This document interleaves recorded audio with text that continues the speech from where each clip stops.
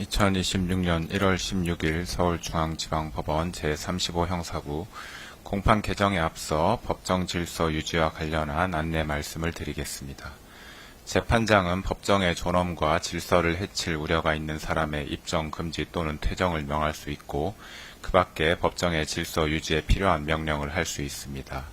이러한 재판장의 명령에 위반하는 행위를 하거나 폭언, 소란 등의 행위로 법원의 심리를 방해하거나 재판의 위신을 현저하게 훼손한 사람에 대해서는 20일 이내에 감치에 처하거나 100만 원 이하의 과태료를 부과할 수 있습니다. 따라서 본 법정 안에 계신 분들은 모두 재판이 진행되는 동안 엄숙하게 질서를 유지하여 주시고 이에 관한 재판장의 명령에 따라 주시기 바랍니다. 이제 서울중앙지방법원 2025 고합 1010호 사건의 선고 공판을 진행하겠습니다. 먼저 당사자 및 소송 관계인의 출석을 확인하겠습니다. 특별검사 측에서는 어느 분이 나오셨습니까? 네, 바우스 특별검사부 차명곤, 김다락, 장지영, 김부열, 유승재 검사 출석했습니다. 예. 변호인 측에서는 어느 분이 나오셨습니까? 네, 김홍일, 배보윤, 유정화, 송진우 변호사 출석했습니다. 네.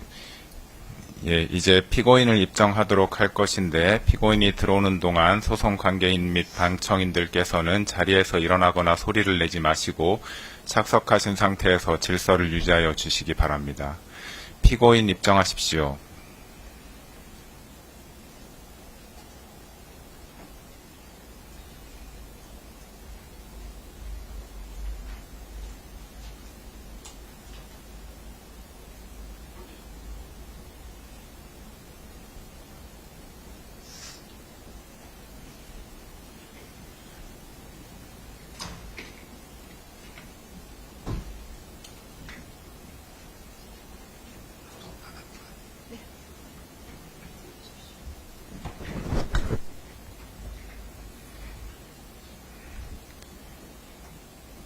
예, 피고인 판결 선고는 피고인이 착석한 상태에서 진행하겠습니다.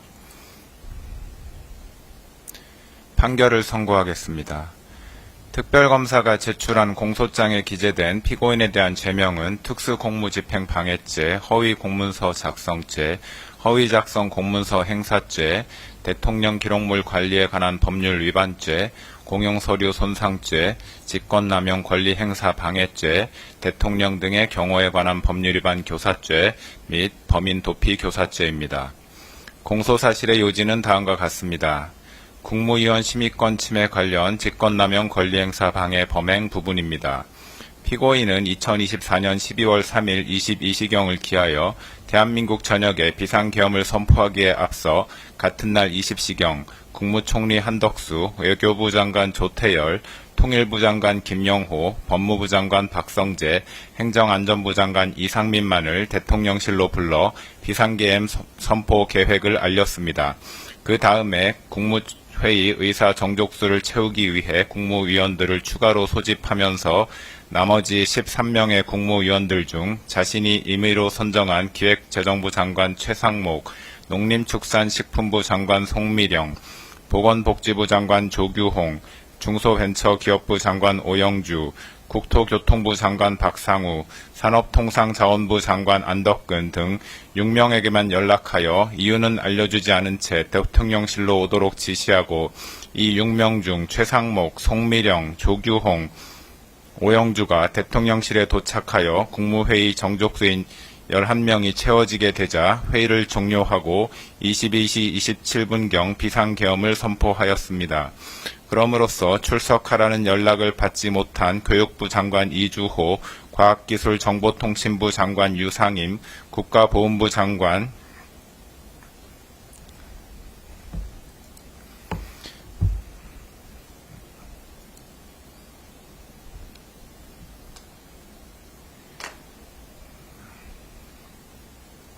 강정애, 문화체육관광부 장관 유인촌, 환경부 장관 김완섭, 고용노동부 장관 김문수, 해양수산부 장관 강도형 등 7명의 국무위원 및 대통령실에 미처 도착하지 못한 박상우, 안덕근 등 2명의 국무위원으로 하여금 국무회의에 출석하여 비상계엄 선포 및 계엄사령관 임명에 관한 심의를 할 수 없도록 함으로써 위 9명의 국무위원들이 국무회의에 출석하여 헌법 질서와 국민의 기본권에 중대한 영향을 미치는 계엄 선포 및 계엄 사령관 임명에 관해 심의할 권리의 행사를 방해하였다는 것입니다.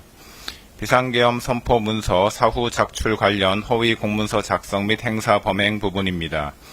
2024년 12월 3일 비상계엄 선포를 위해 국무위원 등이 모인 자리에서는 피고인이 국방부 장관 김용현으로부터 비상계엄의 선포를 보고받는 과정에서 국무총리 한덕수를 거치지 아니하였을 뿐만 아니라 피고인의 일방적 비상계엄 선포 후 대통령실 직원이 국무위원들에게 비상계엄 관련 문서에 서명을 요구하였지만 국무위원들이 서명을 거부하여 헌법상 대통령의 국법상 행위에 대한 문서주의 및 부서 제도가 기능하지 못하였습니다.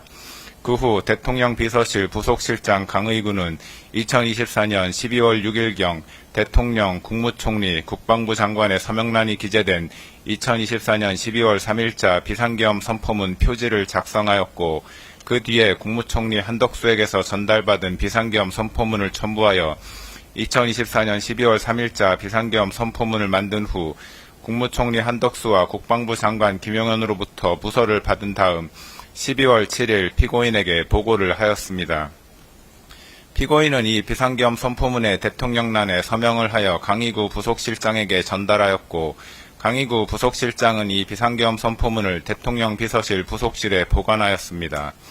이로써 피고인은 강의구, 한덕수, 김용현과 공모하여 마치 대통령의 국법상 행위인 12월 3일 비상계엄 선포가 국무총리와 국방부 장관이 계엄 선포 전 부서한 문서에 의하여 이루어진 것처럼 보이게 하거나 비상계엄 선포 관련 탄핵 또는 수사 절차 등에 행세할 목적으로 그 직무에 관하여 대통령이 서명하고 국무총리와 국방부 장관이 부서한 2024년 12월 3일자 비상계엄 선포문을 허위로 작성하고 그 무렵 이를 대통령 비서실 부속실에 보관하는 방법으로 행사하였다는 것입니다. 비상계엄 선포문 등 필기 관련 대통령 기록물 관리에 관한 법률 위반, 공용서류 손상 범행 부분입니다.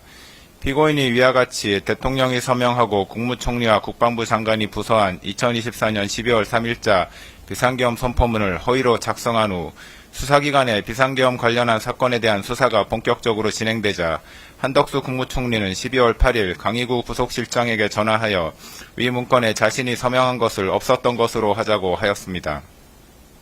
피고인은 2024년 12월 10일경 강의구로부터 위와 같은 한덕수의 말을 보고받자 총리의 뜻이 그렇다면 그렇게 해라 라고 강의구에게 말하여 허위로 작성된 위 2024년 12월 3일자 비상계엄 선포문을 폐기할 것을 승인하였습니다.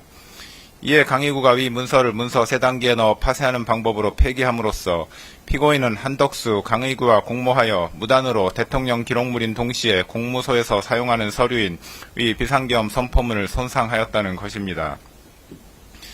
비상계엄에 따른 정치적, 사법적 위기 타개를 위한 허위 공보 관련 직권남용 권리 행사 방해 범행 부분입니다. 2024년 12월 4일 비상계엄 해제 발표 이후 국회와 언론에서는 피고인의 비상계엄 선포 행위는 실체적, 절차적 요건을 갖추지 못한 것으로 위헌, 위법적 행위에 해당하고 탄핵 사유에 해당한다는 문제 제기가 지속되었고 검찰, 공수처, 경찰 등 수사기관이 피고인과 공범들에 대해 내란죄 등의 수사에 착수하였으며 나아가 야당 의원 191명이 대통령 탄핵 소추안까지 발의하는 상황에 이르는 등 국내외적으로 정치적, 사법적 위기에 처하게 되었습니다. 이에 피고인은 홍보수석실 해외 홍보비서관 겸 외신 대변인을 활용해 외신을 상대로 정당한 목적으로 적법한 절차에 따라 비상계엄을 선포하고 시행한 것처럼 거짓 홍보하여 국내외 부정적 여론을 무마하기로 마음먹고 2024년 12월 4일 오후경 해외 홍보비서관 겸 외신 대변인에게 전화하여 국회의원 과반수의 비상계엄 해제 요구 요건을 알고 있었지만 의원들의 국회 출입을 통제하지 않았다. 국회가 동의 여부를 판단할 수 있도록 국회의원의 본회의장 진입을 막지 않았다. 대통령으로서 헌정 파괴 세력으로부터 자유민주주의 헌법 질서를 지키기 위한 액션은 했지만 합헌적 틀 안에서 행동을 취했다. 현재 국정마비 상황을 일단 타개하고 질서를 회복하기 위한 것이 목표였다. 헌정질서 파괴의 뜻은 추호도 없었다 라는 내용의 프레스 가이던스, 즉 PG를 작성하게 하고 이를 외신들에게 전파하도록 지시하였습니다. 그러나 피고인이 지시한 PG의 내용은 허위의 사실이므로 외신 대변인에게는 피고인의 지시를 따를 의무가 없었는데도 피고인은 대통령실에 대한 지휘 감독 권한을 남용하여 외신 대변인으로 하여금 피고인이 알려준 허위의 사실을 PG로 작성하게 한 후 이를 외신 기자들에게 전달하게 하였고 외교부 부대변인에게도 위 PG를 보내주어 외신 기자들에게 전달하게 하였습니다. 이로써 피고인은 대통령 비서실의 업무를 총괄하고 소속 공무원을 지휘 감독하는 권한을 남용하여 외신 대변인으로 하여금 의무 없는 일을 하게 하였다는 것입니다. 내란 수사 대비 관련 대통령 등의 경호에 관한 법률 위반 교사 범행 부분입니다. 2024년 12월 4일 비상계엄 해제 이후 검찰, 공수처, 경찰 등 수사기관이 내란 등 혐의와 관련하여 피고인과 국군 방첩사령관 여인형, 수도방위사령관 이진우, 육군 특수전사령관 곽종근 등에 대한 수사에 착수하였다는 사실이 대대적으로 언론에 보도되었습니다. 그러자 피고인은 2024년 12월 7일 군 사령관들에게 지급한 비화폰을 관리하는 경호처 차장 김성훈에게 전화하여 경호처의 비화폰 관리 담당자로 하여금 여인형, 이진우, 곽종근이 사용하는 비화폰 단말기의 통화 기록 등 정보를 수사기관이 볼 수 없도록 조치하게 하라고 지시하였습니다. 피고인으로부터 지시를 받은 김성훈은 같은 날 경호처에서 김모 지원본부장에게 전화하여 여인형, 이진우, 곽종근이 사용하는 비화폰 단말기의 통화 기록 등 정보를 수사기관이 볼 수 없게 조치하라고 지시하였습니다. 이로써 여인형 등이 사용하는 비화폰 단말기의 통화 기록 등 정보를 수사기관이 볼 수 없도록 하기 위하여 경호처 차장 김성훈으로 하여금 지원본부장을 상대로 직권을 남용하도록 교사하였다는 것입니다. 2024년 12월 30일자 체포 및 수색영장 등 재판 집행 관련 특수공무집행 방해, 직권남용 권리행사 방해 및 범인 도피 교사 범행 부분입니다. 2024년 12월 4일 비상계엄이 해제된 후 검찰, 공수처, 경찰에서는 내란 혐의와 관련하여 피고인 및 공범자들에 대한 수사에 착수하였습니다. 공수처는 2024년 12월 16일경부터 2024년 12월 26일경까지 피고인에게 출석 요구서를 3회 발송하였으나 피고인은 출석 요구에 응하지 아니하였고 결국 법원은 2024년 12월 30일경 피고인에 대한 체포영장과 수색영장을 발부하였습니다. 법원이 발부한 영장을 집행하기 위해 공수처는 2025년 1월 3일경 체포영장의 집행을 시도하였는데 피고인은 대통령 경호처장 박종준과 차장 김성훈 등에게 체포영장은 불법이므로 이에 응할 수 없다고 하면서 체포영장 등의 집행을 저지하라고 지시하였고 피고인으로부터 지시를 받은 경호처장 박종준과 차장 김성훈은 대통령 경호처 간부회의 등을 통해 대통령의 방침이라면서 이광우 경호본부장 등에게 피고인의 지시사항을 전달하고 군, 경, 병력동원 계획, 차벽 설치 계획 등을 수립하여 영장 집행을 물리적으로 저지하기로 모의하였습니다. 2025년 1월 3일 영장 집행이 개시되자 박종준, 김성훈 등은 대통령 경호처에 배속된 제55 경비단과 제33 군사경찰경호대에 연락하여 병력 지원을 요청하고 대통령 경호처 소속 공무원 등을 동원하여 공관촌 1정문에서부터 대통령 관저 앞에 이르기까지 대형버스 등을 차벽으로 설치하여 3중의 저지선을 구축하고 차벽 주변에 대통령 경호처 소속 공무원 등으로 하여금 인간 스크럼을 짜게 하는 등의 방법으로 영장 집행 담당 공무원 등의 대통령 관저 진입을 저지하고 그 과정에서 공수처 소속 검사, 수사관 등 영장 집행 담당 공무원을 가로막고 붙잡고 밀치는 등의 유형력을 행사하였습니다. 이로써 피고인은 박종준, 김성훈, 이광우와 공모하여 경호처 소속 공무원 등 인적 물적 자원을 동원하여 법원이 발부한 체포영장 등 재판의 집행 업무를 수행하는 공무원의 직무 집행을 방해하고 직권을 남용하여 경호처 소속 공무원 등으로 하여금 영장 집행 담당 공무원들에게 유형력을 행사하게 하는 등 의무 없는 일을 하게 하였으며 박종준, 김성훈, 이광우로 하여금 피고인을 도피하게 하도록 교사하였다는 것입니다. 2025년 1월 7일자 체포 및 수색영장 등 재판 집행 관련 직권남용 권리행사 방해 범행 부분입니다. 1차 체포영장의 집행 저지 이후 경호처장 박종준이 2025년 1월 10일경 특수공무집행 방해 등 혐의로 경찰 조사를 받는 과정에서 사직서를 제출하였고 사직서가 수리되어 김성훈 차장이 처장 직무대행직을 맡게 되었습니다. 공수처는 1차 체포영장 등의 집행이 무산된 이후 2025년 1월 7일 피고인에 대한 체포 및 수색영장을 다시 발부받아 2025년 1월 15일 영장 집행을 시도하였습니다. 공수처의 체포영장 등 집행에 응할 수 없다는 피고인의 기존은 경호처장 박종준의 사임으로 처장 직무대행이었던 김성훈과 경호본부장 이광우에게 계속하여 유지되었습니다. 이러한 피고인의 기조에 따라 김성훈, 이광우는 공수처의 체포영장 등 집행을 저지하기 위해 대통령 경호처 소속 공무원 등을 동원하여 공간촌 내 주요 지점에 차벽과 윤형 철조망을 설치하고 인간 스크럼 짜기 훈련을 수차례 실시하였고 경호처 대테러부 소속 직원들에게 총기를 휴대하고 위력 순찰을 실시하도록 하였습니다.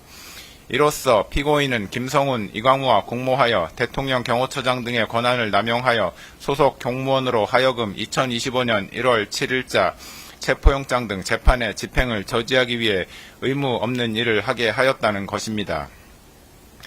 개별 공소사실의 인정 여부에 관해 보겠습니다. 국무위원 심의권 침해 관련 직권남용 권리행사 방해 범행 부분입니다. 피고인은 2024년 12월 3일 비상계엄을 선포한 행위와 관련하여 이 법원에 내란 우두머리 혐의로 공소가 제기되어 현재 재판 계속 중인데 피고인이 한 국무회의 소집 행위는 계엄 선포 행위 이전에 이루어진 것으로서 대한민국 헌법 및 관계 법령이 규정하는 계엄 선포에 필요한 사전 절차인 국무회의의 심의를 거치기 위한 것에 불과하므로 별건 내란 우두머리죄 공소사실 기재 행위의 실행의 착수 전 단계에서 행하여졌다고 보는 것이 타당합니다. 따라서 이 부분 공소제기는 이중기소에 해당하지 않습니다. 헌법과 계엄법 등 관계 법령의 문헌과 그 입법 취지 및 대통령의 권한 행사와 관련하여 국무회의의 심의가 갖는 제도적 의의 등을 종합적으로 고려하면 모든 국무위원은 국무회의의 구성원으로 국정을 심의할 권한을 가진다고 판단됩니다. 따라서 대통령이 국무회의를 소집하는 경우 국무위원 전원에게 소집 통지를 하여야 하고 일부 국무위원에게 소집 통지가 결여된 경우에는 해당 국무위원의 심의권이 침해되었다고 보아야 합니다. 피고인은 자신이 임의로 특정한 일부 국무위원들에게만 국무회의 소집 통지를 하였으므로 통지를 받지 못한 교육부 장관, 과학기술정보통신부 장관, 국가보훈부 장관, 문화체육관광부 장관, 환경부 장관, 고용노동부 장관, 해양수산부 장관 이상 7명의 국무위원들의 심의권을 침해하는 행위를 하였다고 판단됩니다.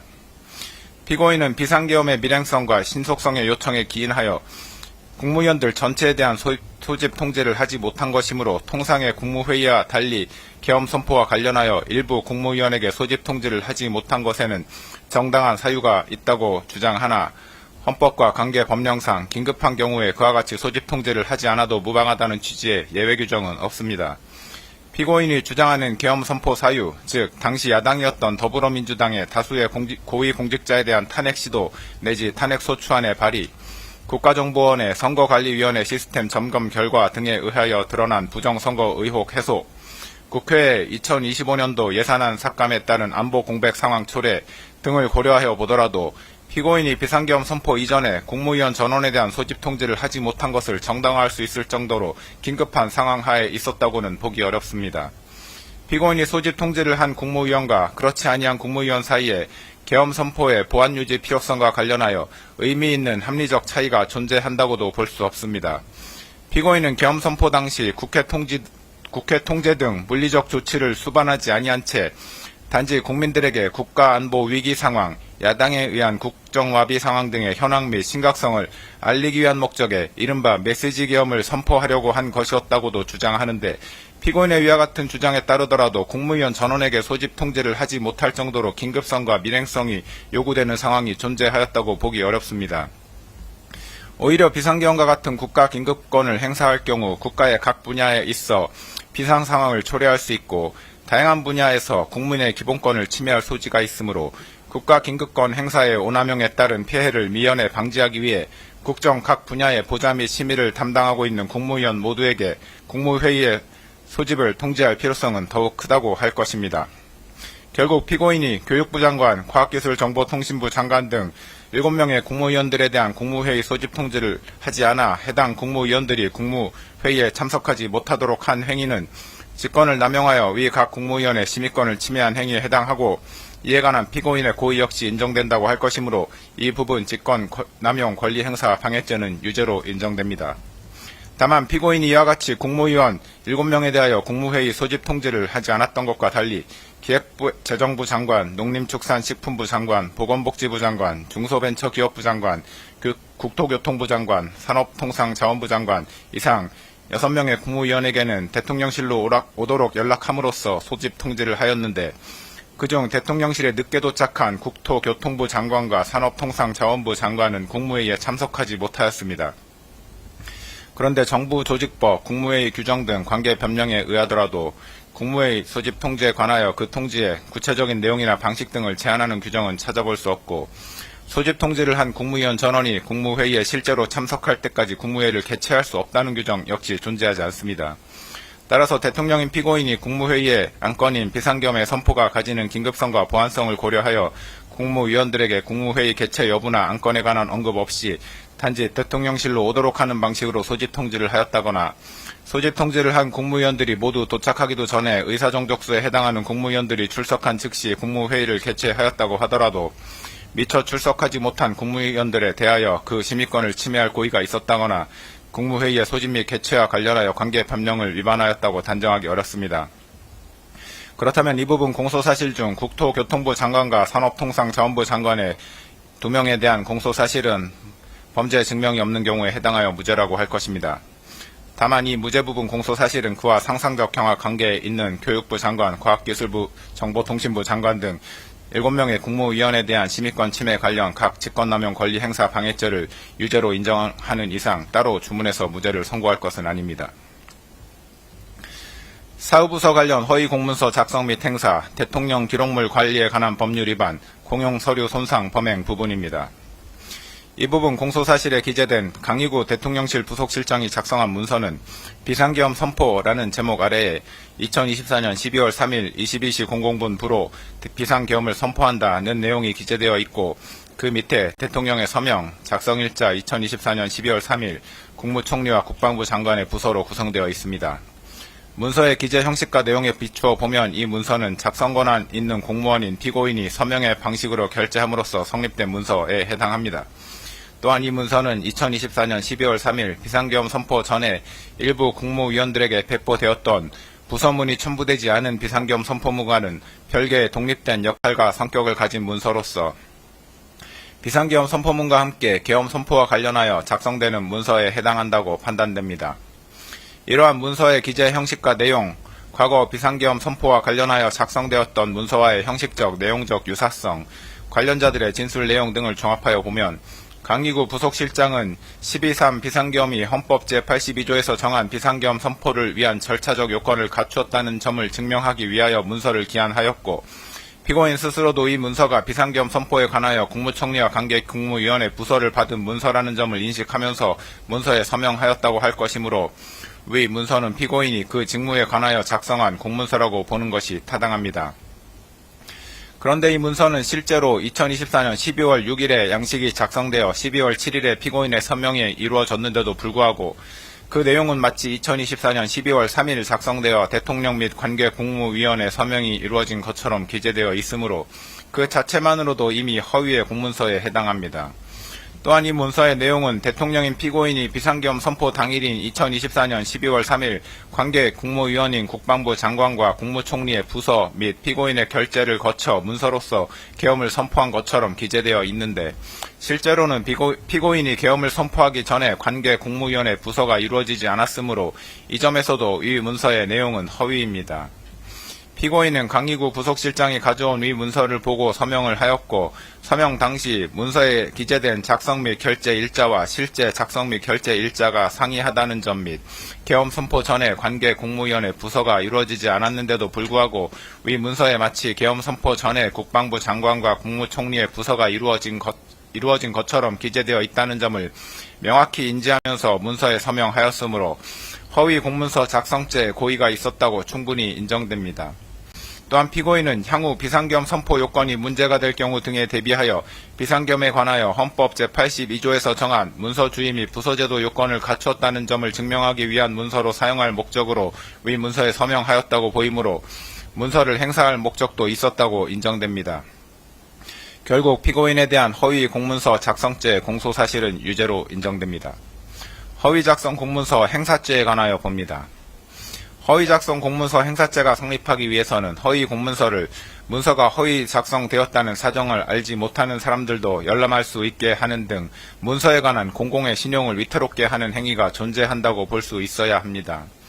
그런데 강희구 부속실장은 2024년 12월 7일 작성한 부서문서에 대한 서명이 완료된 후 이를 자신의 사무실 책상 서랍 안에 보관하였다가 한덕수 국무총리에게서 폐기 요청을 받고서 피고인에게 이를 보고한 후 2024년 12월 10일 폐기하였습니다.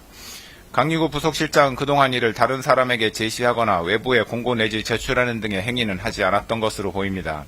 이러한 사정만으로는 위 문서가 허위 작성되었다는 사정을 알지 못하는 다른 사람들이 해당 문서를 열람할 수 있는 상태에 있었다고는 볼 수 없으므로 문서에 관한 공공의 신용을 위태롭게 하는 행위가 존재하였다고 보기 어렵습니다. 따라서 이 부분 공소사실은 범죄의 증명이 없어 무죄라고 판단됩니다. 대통령 기록물 관리에 관한 법률 위반죄 및 공용서류 손상죄 부분입니다. 대통령 기록물 관리에 관한 법률 제2조 제1호는 대통령 기록물을 대통령의 직무수행과 관련하여 대통령 등의 기관이 생산, 접수하여 보유하고 있는 기록물이라고 정의하고 있습니다. 이 기록물에 해당하기 위해서는 문서, 도서, 대장, 카드, 도면, 시청각물, 전자문서 등 모든 형태의 기록 정보 자료 또는 행정 박물일 것, 대통령의 직무수행과 관련될 것, 그 생산 또는 접수 주체가 대통령 또는 대통령의 보좌기관, 자문기관 및 경호 업무를 수행하는 기관 또는 대통령직 인수위원회일 것, 생산 또는 접수가 완료되었을 것 이상의 4가지 요건을 갖추어야 합니다. 앞서 본 허위 공문서는 문서 형태로 되어 있고 결재권자는 당시 대통령이었던 피고인이며 12.3 비상계엄이 헌법 제82조에서 정한 비상계엄 선포를 위한 절차적 요건을 갖추었다는 점을 증명하기 위한 목적으로 작성되었으므로 대통령의 직무 수행과 관련하여 작성되었다고 할 것이고 결재권자인 피고인의 결재가 이루어짐으로써 공문서로 성립된 동시에 대통령 기록물로도 생산되었다고 할 것입니다. 따라서 위 문서는 대통령 기록물에 해당합니다. 또한 공용서류 손상죄에서 말하는 공용서류란 공무소에서 사용하는 서류 기타 전자기록을 말하는데 그 해당 여부를 판단함에 있어 문서의 완성 여부, 공문서로서의 효력이 생겼는지 여부나 정식 결재 절차를 거쳤는지 등은 관련이 없습니다. 이 사건에서 문제되는 문서는 공문서로 성립되었으므로 공용서류에 해당하고 문서가 폐기될 무렵 그 문서를 사용할 의사나 목적이 명백히 소멸되었다고 볼 만한 정황을 찾아볼 수 없습니다. 따라서 피고인이 한덕수 국무총리 및 강희구 부속실장과 공모하여 위 문서를 폐기한 행위는 대통령 기록물 관리에 관한 법률 위반죄 및 공용서류 손상죄에 해당한다고 판단됩니다. 이 부분 공소사실은 각 유죄로 인정됩니다. 허위 공보 관련 직권남용 권리행사 방해죄 부분입니다. 피고인이 2024년 12월 4일 하모 해외 홍보 비서관 겸 외신 대변인에게 전화하여 국회의원 과반수의 비상계엄 해제 요구 요건을 알고 있었지만 의원들의 국회 출입을 통제하지 않았다. 국회가 동의 여부를 판단할 수 있도록 국회의원의 본회의장 진입을 막지 않았다. 대통령으로서 헌정 파괴 세력으로부터 자유민주주의 헌법 질서를 지키기 위한 액션은 했지만 합헌적 틀 안에서 행동을 취했다. 현재 국정마비 상황을 일단 타개하고 질서를 회복하기 위한 것이 목표였다.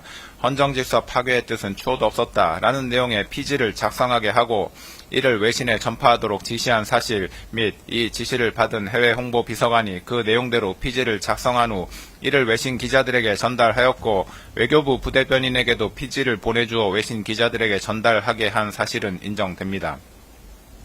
정부조직법, 국가공무원법 등 관계 법령의 내용을 종합하여 보면 대통령 비서실 소속 비서관은 대통령의 직무를 보좌하는 자로서 대통령의 명에 따른 지휘 감독을 받는 관계에 있고 이에 따라 직무를 수행할 때 상관인 대통령의 직무상 명령에 대한 복종 의무를 부담합니다.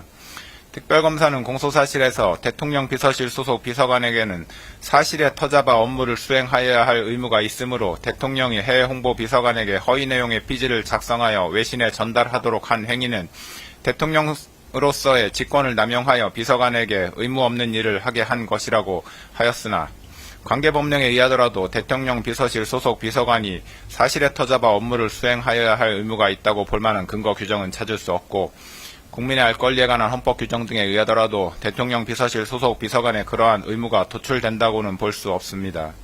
대통령실 대변인이 전파하는 피지는 국정 현안에 관한 대통령실의 입장을 표명하거나 홍보하는 것으로서 피지의 내용이 언론에 보도되는 경우에도 대통령실의 입장 표명임을 표시하게 될 뿐만 아니라 동시에 해당 국정 현안에 관한 다른 언론 기사들도 보도되는 것이 통상적이라 할 것이므로 피지의 내용의 일부 사실관계에 부합하지 않는 내용이 포함된다고 하여 국민들의 알 권리가 침해된다고 보기도 어렵습니다.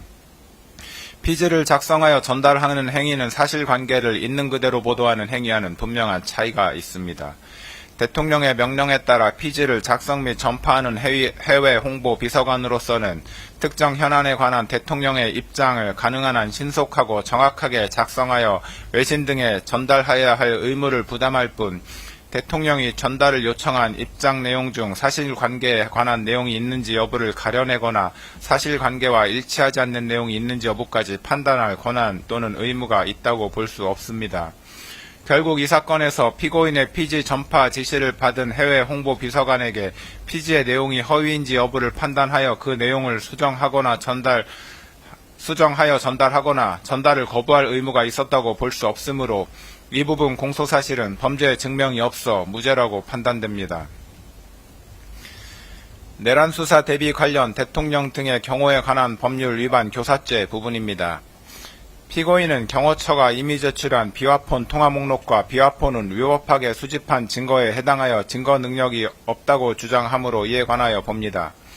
비화폰과 비화폰 통화 목록은 일반인에게 알려지지 아니한 것으로서 그 내용이 누설되면 국가 안전 보장에 명백한 위험을 초래할 우려가 있다는 점에서 군사기밀보호법에서 정하는 군사기밀에 해당함은 분명하고 피고인이 사용한 비화폰과 피고인의 비화폰 통화 목록은 대통령이 업무와 관련하여 생산한 기록정보, 자료 내지 물품이라고 볼 수 있으므로 대통령기록물법에서 정하는 대통령 기록물에 해당합니다. 그런데 군사기밀보호법은 수사기관의 군사기밀에 대한 압수수색 검증 자체를 제한하고 있지는 않고 압수된 군사기밀의 사후 처리와 관련된 내용만을 정하고 있을 뿐입니다. 대통령기록물법 역시 수사기관의 대통령 기록물에 대한 압수수색 검증 자체를 제한하고 있지 않으며 압수된 대통령 기록물의 사후 처리와 관련된 내용도 정하고 있지 않습니다. 그렇다면 수사기관이 적법하게 발부받은 법원의 압수수색 검증 영장에 따라 군사기밀과 대통령 기록물을 압수하는 것이 군사기밀보호법과 대통령기록물법에 위반된다고 볼 수는 없습니다. 경찰청 국가수사본부 비상계엄특별수사단 이하 경찰특수단이라 합니다.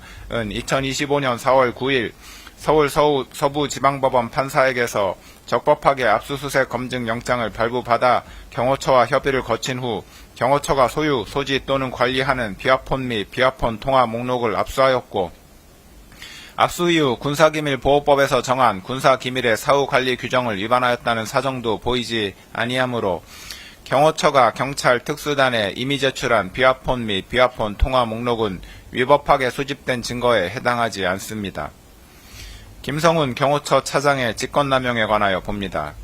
국방부는 2024년 12월 6일 곽종근 특수전사령관, 이진우 수도방위 사령관, 여인영 방첩사령관에 대하여 직무정지 처분을 하였는데 경호처장이 위 군사령관들에 대한 암호자재 취급 인가를 해제하지는 않았으므로 군사령관들에 대한 암호자재 취급 인가 자체는 여전히 유효하였다고 보입니다. 따라서 직무정지된 군사령관들이 곧바로 경호처의 비화폰을 반납하지 아니하였다고 하여 그 자체가 보안사고에 해당한다고 해석할 수는 없습니다. 김성훈 차장은 피고인과 군사령관들에 대한 수사가 본격적으로 시작되자 비화폰이 수사기관에 압수될 경우 피고인과 군사령관들 사이의 통화 기록이 확인될 것을 염려한 나머지 보안사고에 해당한다고 하면서 김모 지원본부장에게 비화폰 내 통화 기록 삭제 및 수사기관이 비화폰을 열어보지 못하도록 하는 조치를 할 것을 지시하였습니다. 김성훈 차장의 이러한 지시는 내란 우두머리 혐의 등으로 수사를 받고 있던 피고인의 사적 이익을 추구할 목적에서 이루어졌고 더욱이 지원본부장으로부터 그러한 조치가 증거인멸에 해당할 수 있다는 점을 여러 차례 보고받았으면서도 보안 조치를 종용하였는데 이는 수사기관의 적법한 수사활동을 방해하는 것입니다. 따라서 김성훈 차장은 국가공무원으로서 업무를 수행함에 있어 법령을 준수하여야 할 의무를 위반하였다고 판단됩니다. 김성훈 차장의 지시에도 불구하고 지원본부장은 비아폰에 저장된 통화 기록을 삭제하거나 원격 로그아웃 조치를 하지 아니하여 수사기관이 비아폰을 열어보지 못하게 하는 등 구체적인 권리 행사 방해의 결과가 발생하지는 않았습니다. 그러나 구체적인 권리 행사 방해의 결과가 발생하지 않았다고 하더라도 대통령 경호법상 직권남용죄는 성립합니다.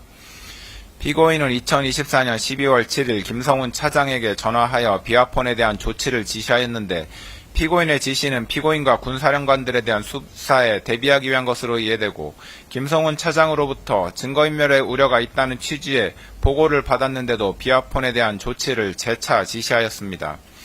피고인의 김성훈 차장에 대한 위와 같은 지시는 결국 수사기관이 비아폰을 열어볼 수 없도록 조치하라는 것이었습니다.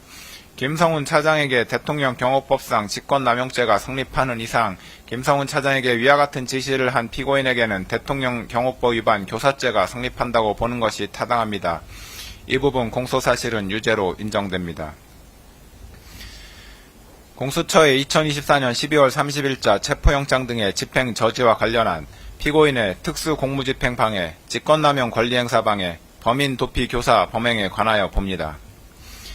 피고인은 검찰이 군검찰과 함께 구성한 12.3 비상계엄사태 특별수사본부로부터 2차례에 걸쳐 출석 요구를 받았으나 모두 불응하였고 공수처가 경찰 특수단 및 국방부 조사본부와 구성한 12.3 사태 공조수사본부로부터 3차례에 걸쳐 출석 요구를 받았으나 모두 불응하였습니다. 공수처는 2024년 12월 30일 서울 서부지방법원에 피고인을 내란 우두머리 등 혐의로 체포할 수 있도록 하는 체포영장을 청구하여 같은 날 위 법원에서 체포영장과 수색영장을 발부받았습니다. 이 수색영장에는 본건 수색영장은 별도로 발부하는 피의자에 대한 체포영장의 집행을 위한 피의자의 소재 발견을 위하여만 발부하고 압수 및 압수를 위한 수색을 불허하므로 형사소송법 제110조, 제111조가 적용되지 않음이라는 기재가 포함되어 있었습니다. 이 체포영장과 수색영장을 발부받은 공수처가 피고인의 직권남용 권리행사 방해 및 내란 우두머리 혐의에 관하여 수사권이 있는지에 관하여 봅니다. 공수처는 고위공직자 범죄 및 관련 범죄에 관하여 수사권이 있습니다. 형법 제123조의 직권남용 권리행사 방해죄는 공수처가 수사할 수 있는 고위공직자 범죄에 해당합니다. 피고인은 대통령으로서 헌법 제84조에 따라 내란 또는 외환의 죄를 범한 경우를 제외하고는 재직 중 형사상의 소출을 받지 아니하나 헌법 제84조는 형사상 소출을 받지 아니한다고만 규정하고 있을 뿐이고 헌법 및 법률에서 대통령에 대한 수사를 제한하고 있지는 아니한 점, 수사기관의 수사는 형사상 소출을 반드시 전제하는 것은 아니므로 형사상 소추와 수사기관의 수사는 분명히 구분된다는 점 등에 비추어 보면 공수처는 대통령 신분이었던 피고인의 형법상 직권남용 권리행사 방해 혐의에 대하여 수사를 할 수 있다고 판단됩니다. 공수처는 피고인의 직권남용 권리행사 방해 혐의에 대하여 수사를 하던 중 피고인의 내란 우두머리 혐의가 직권남용 권리행사 방해 관련 범죄에 해당한다고 판단하여 피고인의 내란 우두머리 혐의에 대한 수사에 착수하였습니다. 피고인의 직권남용 권리행사 방해 혐의와 내란 우두머리 혐의는 사실관계가 동일하여 중간행위나 다른 원인의 매개 없이 직접 연결되고 직권남용 권리행사 방해 혐의에 대한 수사 과정에서 자연스럽게 피고인의 내란 우두머리 혐의가 드러날 수밖에 없는 관련성이 인정되므로 공수처는 피고인의 내란 우두머리 혐의를 관련 범죄로서 수사할 수 있습니다. 따라서 공수처는 피고인의 직권남용 권리행사 방해 및 내란 우두머리 혐의에 관하여 모두 수사권이 있습니다. 2024년 12월 30일자 체포영장 등이 관할을 위반한 것인지에 관하여 봅니다. 공수처법상 대통령이었던 피고인에 대한 내란 우두머리죄 및 직권남용 권리행사 방해죄는 공수처에 수사권이 있기는 하지만 공수처 검사가 직접 공소를 제기할 수 있는 범죄는 아닙니다. 이 경우 공수처는 수사관계 서류와 증거물을 서울중앙지방검찰청 소속 검사에게 송부하여야 하는데 서울중앙지방검찰청이 공수처로부터 송부받은 사건을 반드시 서울중앙지방법원에 공소 제기해야 하는 것은 아닙니다. 공수처법은 공수처검사가 공소를 제기하는 고위공직자 범죄 등 사건의 제1심 재판은 서울중앙지방법원에 관할로 한다라고 정하고 있을 뿐입니다. 한편으로 공수처법은 형사소송법을 준용하도록 하고 있으므로 결국 공수처의 영장 청구에 관한 재판의 관할은 형사소송법에 따라 정해진다고 보는 것이 타당합니다. 피고인의 내란 우두머리 및 직권남용 권리행사 방해 범행은 서울 용산구에 위치한 대통령실에서 이루어졌고 공수처가 피고인의 혐의 사실에 대하여 수사할 당시 피고인은 서울 용산구에 있는 대통령관저에서 거주하였으므로 형사소송법에 따라 서울 용산구를 관할하는 서울 서부지방법원의 형사소송법상 토지관할이 인정됩니다. 따라서 공수처가 피고인에 대한 체포영장 등을 서울 서부지방법원에 청구하여 이 법원에서 영장을 발부받은 것은 관할 위반에 해당하지 않습니다.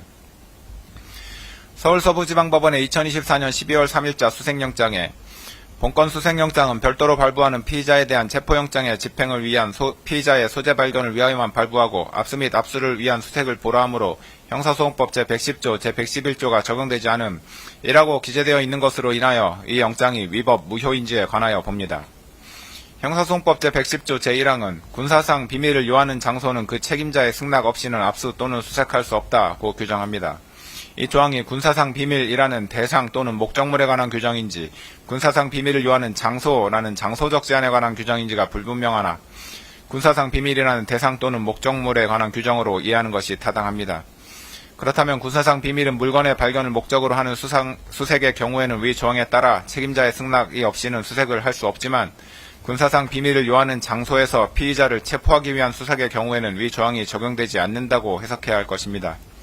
나아가 위 조항은 수사기관의 압수 또는 수색과 같은 대물적 강제처분에 관한 것이므로 체포와 같은 대인적 강제처분에 있어서는 적용되지 않음이 분명합니다. 그렇다면 군사상 비밀을 요하는 장소에서 피의자를 체포하기 위한 수색 및 그에 따른 체포에 관하여는 형사소송법 제110조가 적용되지 않으므로 책임자의 승낙이 없었다고 하더라도 위법하다고 볼 수 없습니다. 서울 서부지방법원 영장담당 판사가 일부 기각 취지를 밝히면서 형사소송법 제110조 제111조가 적용되지 않음이라고 기재하였더라도 이와 같은 내용이 새로운 법률적인 효과를 발생시키는 것은 아닙니다.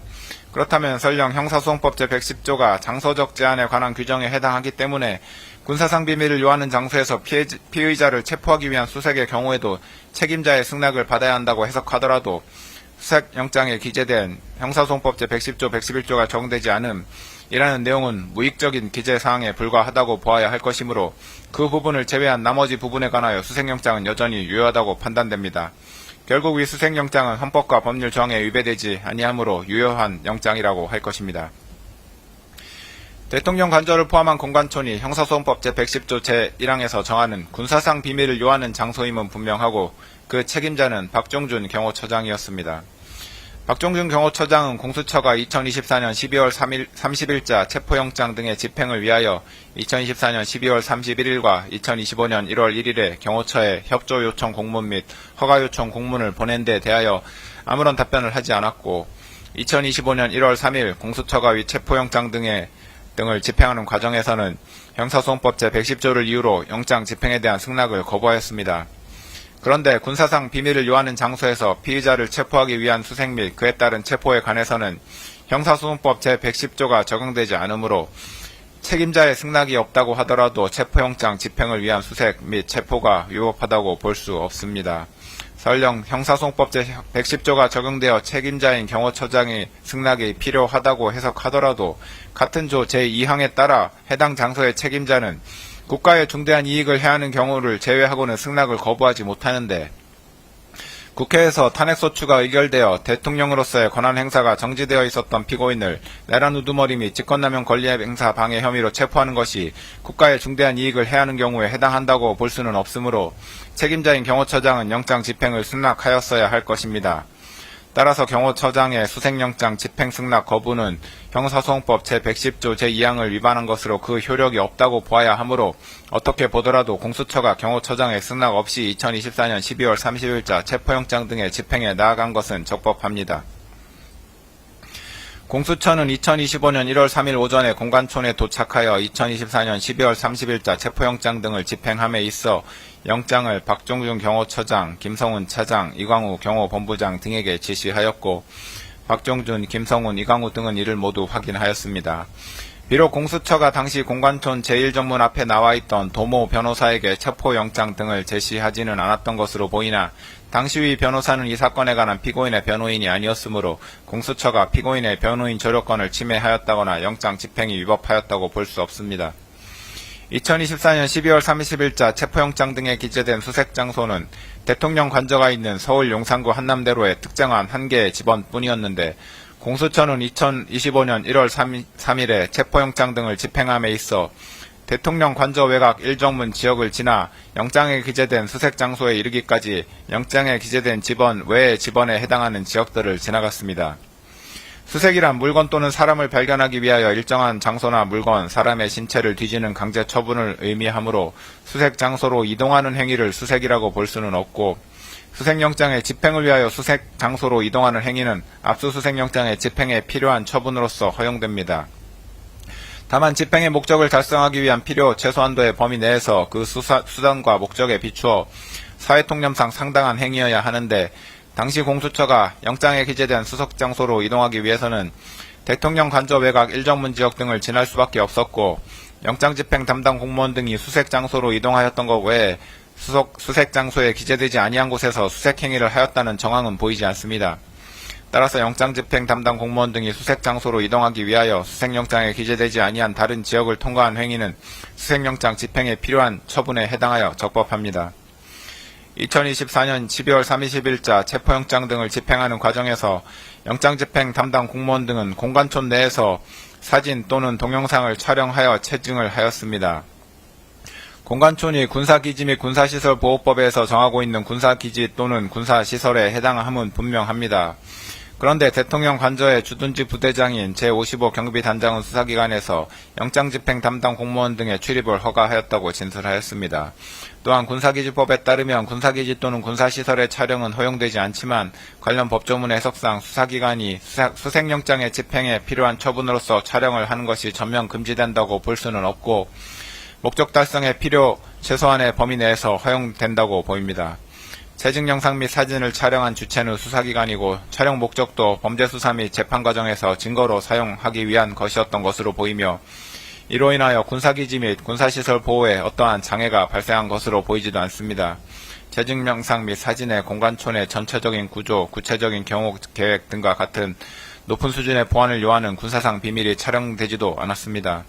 이러한 사정들에 비춰보면 체증 영상 및 사진은 목적 달성을 위한 필요 최소한의 범위 내에서 촬영된 것으로 보이므로 군사기지법을 위반하였다고 볼 수 없습니다.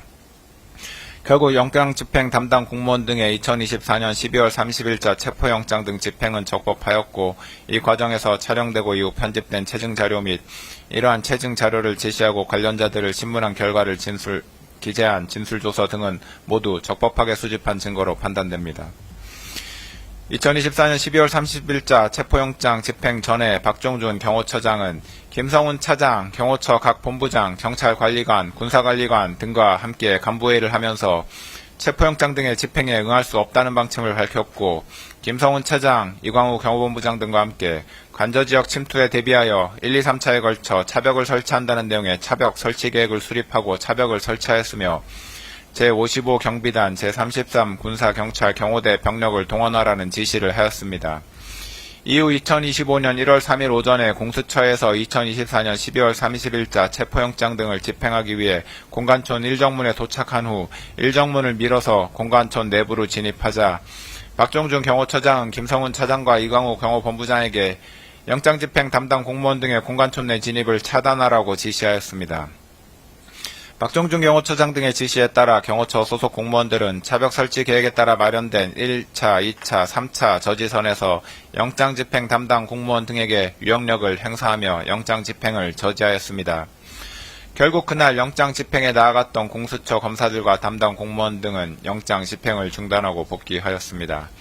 이와 같이 박종균 경호처장, 김성훈 차장, 이광우 경호본부장은 이 부분 공소사실 기재 범행을 사전에 공모하였고, 이러한 공모에 따라 영장 집행 담당 공무원 등이 2024년 12월 30일자 체포영장 등을 집행하지 못하도록 경호처 소속 공무원들을 지휘하여 경호처 소속 공무원들이 영장 집행 담당 공무원 등에게 유영력을 행사하도록 한 사실이 인정됩니다. 그리하여 박종준 경호처장, 김성훈 차장, 이광우 경호본부장은 공수처의 2024년 12월 30일자 체포영장 등의 집행을 방해하고 직권을 남용하여 경호처 소속 공무원들에게 의무 없는 일을 하게 하였으며, 벌금형 이상의 범죄를 저지른 피고인을 도피하도록 한 것으로 판단됩니다. 특별검사는 공소사실에서 김신 경호처 가족경호부장도 박종준 경호처장 등과 공모하여 이 범행을 한 것으로 기재하였으나, 가족경호부장의 지위에 있었던 김신은 본부장급이 참여하는 간부회의에 참석하지 않았던 것으로 보이고, 가족 데스크에 추가로 비치되었던 3단본과 케이블 타이의 비치를 자신이 지시하지도 않은 것으로 보이는 점 등에 비춰보면 제출된 증거만으로는 김신익, 박종준 경호처장 등과 이 부분 범행을 공모하였다고 인정하기 어렵습니다. 피고인은 2024년 12월 3일 비상계엄을 선포하고 그 다음날 비상계엄을 해제한 이후 공수처, 경찰청 국가수사본부, 검찰 등 수사기관이 대통령 관저에 대한 압수수색을 할 것을 염려하여 2024년 12월 8일 국방부 장관 공간에 대한 경찰 특수단의 압수수색영장 집행 당시 김성훈에게 압수수색에 응하지 말라고 지시하고 경찰 특수단 소속 수사관이 국방부 장관 공간에 출입한 사실을 보고받아 알게 되자 박종준 경호처장을 크게 질책하였습니다. 피고인은 비상계엄 해제 이후부터 줄곧 자신에 대한 수사기관의 수사에 불만을 가지면서 수사에 협조할 의사가 없음을 박종준 경호처장, 김성훈 차장 등에게 여러 차례 밝혔고 이러한 피고인의 입장은 공수처의 2024년 12월 30일자 영장 집행 당시에도 유지되었습니다. 박종준 처장과 김성훈 차장은 이와 같은 피고인의 언급을 체포영장 등에 대한 불응지시로 받아들였고 체포영장 집행에 대비하여 차벽 설치, 인력동원 등 구체적인 계획을 수립하였습니다. 피고인은 박종준 처장과 김성훈 차장으로부터 영장 집행 담당 공무원 등이 2024년 12월 30일자 체포영장 등을 집행하기 위하여 공관촌에 진입하는 과정, 이를 경호처 소속 공무원들이 저지하는 과정, 공수처 검사와 박종준 처장이 협의하는 과정 등 전반적인 2024년 12월 30일자 체포영장 등의 집행 과정을 보고받았고 공수처 검사가 이정문을 확인하지 못하도록 하는 등 공수처의 2024년 12월 30일자 체포영장 등 집행에 불응하겠다는 입장을 보였습니다. 피고인이 2014년 12월 12일부터 국회 탄핵소추 의결로 인하여 권한 행사가 정지되었기 때문에 그때부터 2025년 1월 3일까지 대통령으로서 직무 권한을 가지지 못하였음은 분명하나 이 부분 공소사실은 피고인이 박종준 경호처장, 김성훈 차장, 이광우 경호본부장과 공모하여 그들의 직권을 남용하여 경호처 소속 공무원으로 하여금 의무 없는 일을 하게 하였다는 것이고 형법 제33조 본문에 따라 신분범의 경우 비신분자와 공범이 될 수 있으므로 피고인에 대해서 직권남용 권리행사 방해죄, 공모, 공동, 정범이 충분히 성립합니다.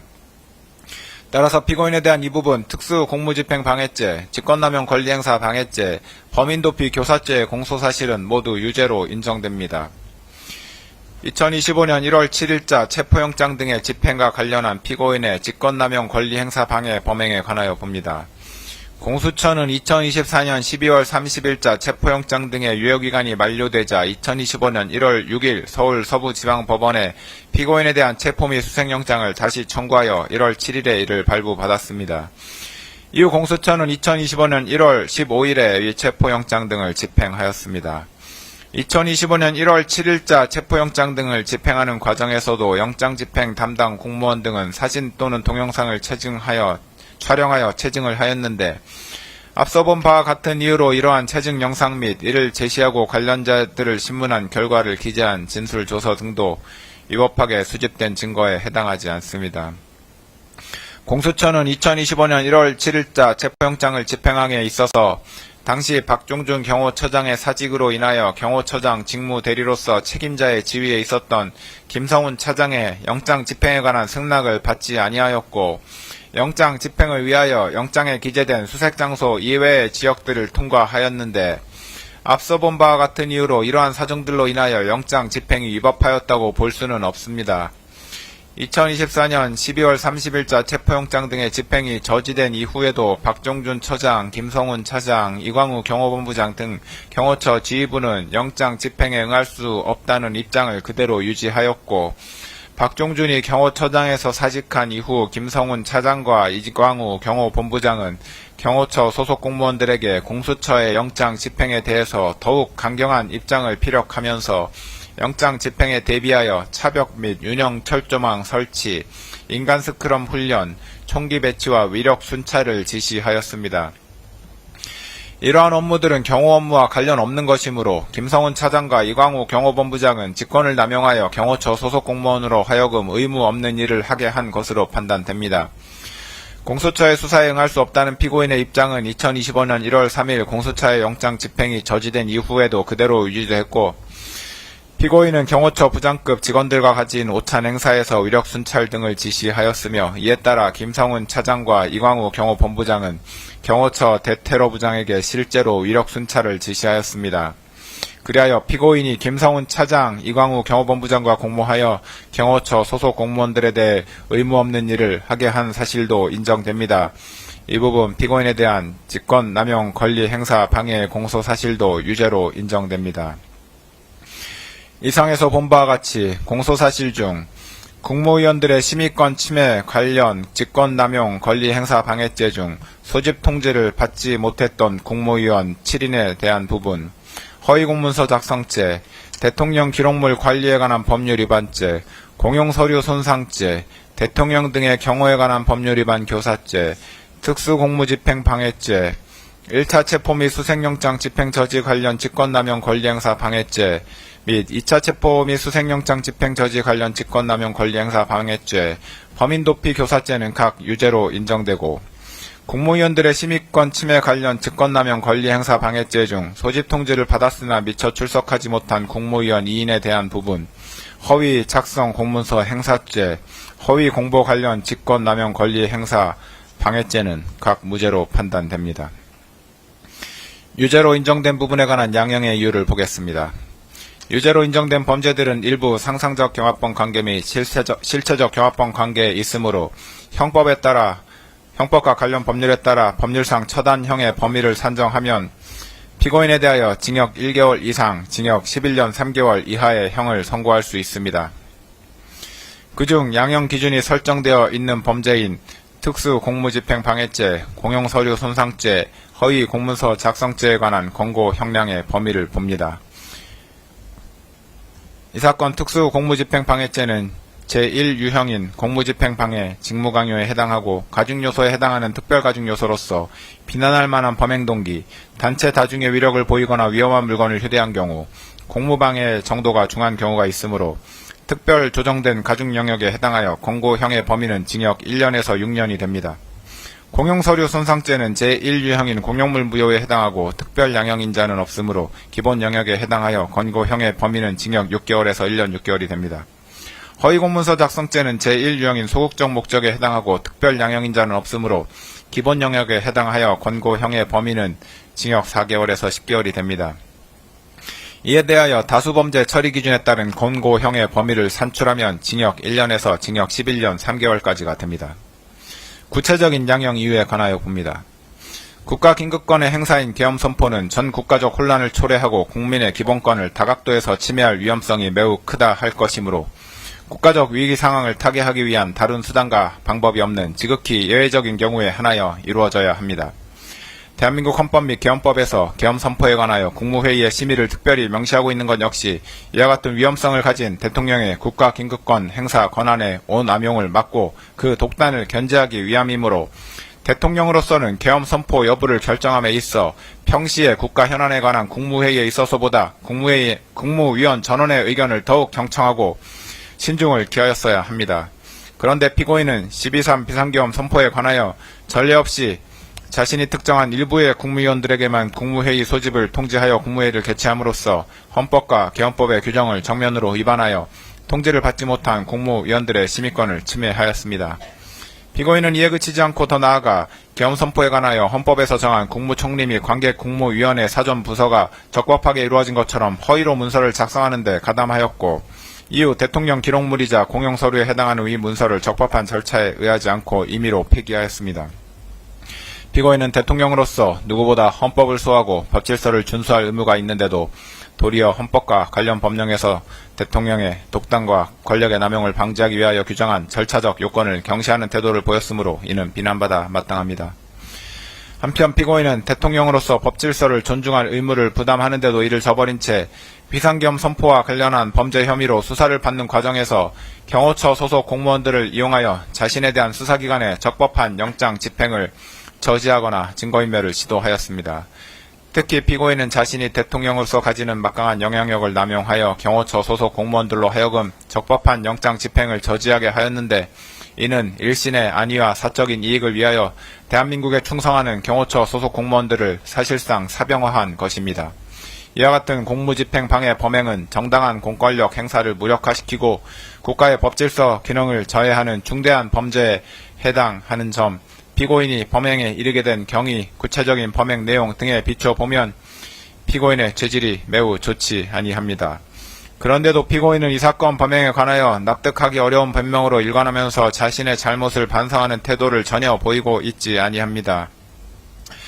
이와 같은 점들에다가 당시 대통령이었던 피고인의 이 사건 범행으로 인하여 훼손된 법치주의를 바로 세울 필요성이 있는 점 등을 더하여 볼 때 피고인에게는 그 죄책에 상응하는 엄중한 처벌이 필요합니다.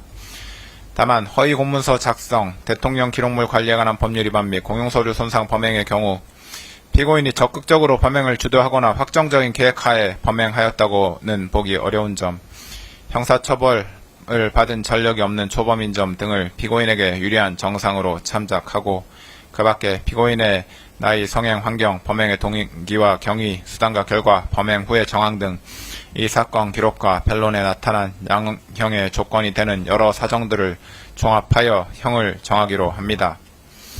이상의 이유로 다음과 같이 판결을 선고합니다.